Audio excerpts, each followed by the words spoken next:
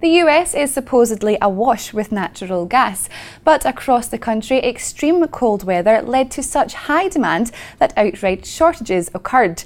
Could green energy have provided a better solution?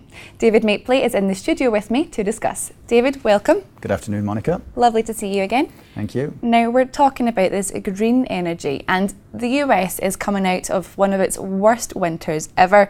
But what's the real picture, would you say, David? How many homes exactly were affected? What really happened? What was the story? Right. Well, the tremendous storms. The East Coast of America in particular had such severe outages that it really made domestic government and state policy sort of focus on what can we do about these problems of power outages. That it's either winds and hurricanes in the summer or the ice storms that happen in the winter. The US has become, or rapidly becoming, a net exporter of gas in the next 4 or 5 years because of the fracking and the shale gas. But unfortunately, this is an industrial play.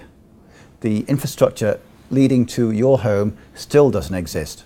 And I've seen quotes of over $1 million just to connect your house up to gas, whereas in Europe, we take it for granted that there's a network of pipes into every town, every village, that gas is literally on tap. Now, the US, that's not the case. So while gas prices have been low for a number of years and looked as an attractive alternative for energy into your house, the infrastructure isn't there other than simply the big tanks outside.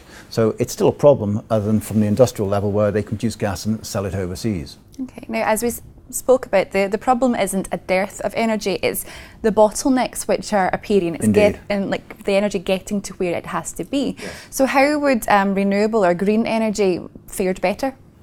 Well, renewable energy, in one sense, brings the energy to the house itself. Either with solar or wind, on your rooftop, you at least have a certain amount of power. So when the outages take place, your grid goes down, no matter where that's being sourced from, be it nuclear or be it wind farms or coal or oil-fired generators in the local community.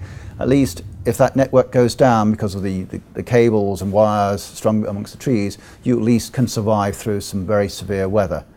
The problem is that the legislation is only now really starting to support that, and I think governments are starting to be wise to the fact that let's give people the ability to generate their own electricity with sensible pricing to sell excess back into the grid that makes it a viable alternative to heating or providing energy into a home. Okay. Now, Obama did say that natural gas is a great bridge fuel until green energy, paves the way for the future.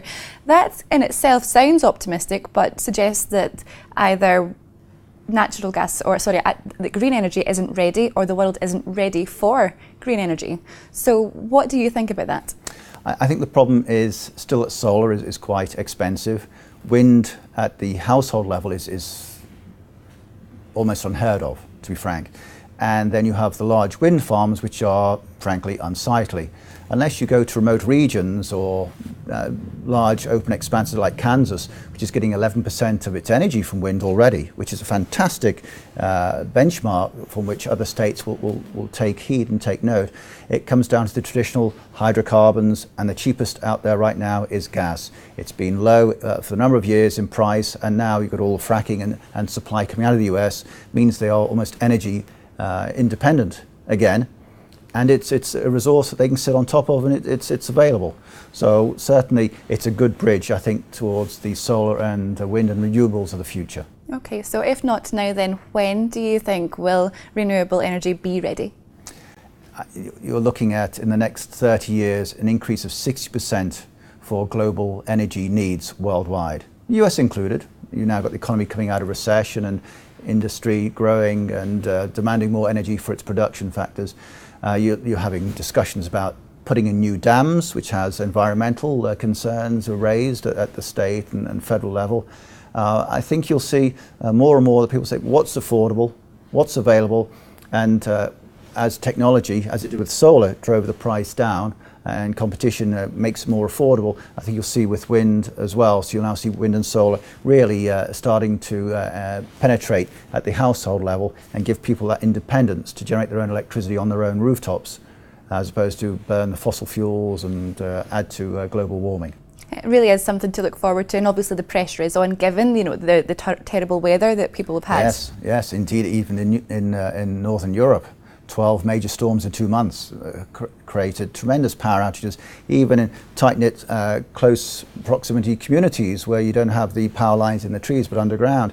Still, those outages were horrendous all through the Christmas New Year period. So people are starting to look at, if the grid is not so reliable, what's my alternative? Definitely. Well, thank you so much, David, for coming in and talking about these alternatives today. It's been a pleasure speaking to you. Thank you, Monica. Thank you. Okay, well, that's all from David and myself for the moment. Make sure you click back to Dukascopy TV for many more exclusive interviews. Goodbye for now.